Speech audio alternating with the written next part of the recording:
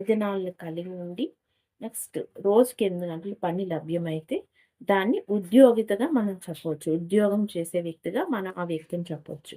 మిగిలిన వాళ్ళందరినీ నిరుద్యోగులుగా మనం చెప్పవచ్చు. అయితే ఈ నిరుద్యోగంలో రకాలు కూడా ఉంటాయి. అది మనం ఫర్దర్ క్లాస్‌లో మనం చర్చించుకుందాం. అయితే ఈ నిరుద్యోగత అనేది భారతదేశంలో ఆహ్, నీతి ఆయోగ్ అనేది ధృవీకరించి అధికారికంగా ప్రకటిస్తుంది. మనకి, మనకి ఎన్ఎస్ఎస్ఓ అనేది నిరుద్యోగాన్ని గణిస్తుంది. అంటే లెక్క చేస్తుంది, లెక్క కడుతుంది. బట్ దాన్ని అధికారికంగా ప్రకటించే సంస్థ ఏదైనా ఉంది అంటే, అది మనం నీతి ఆయోగ్‌గా చెప్పవచ్చు.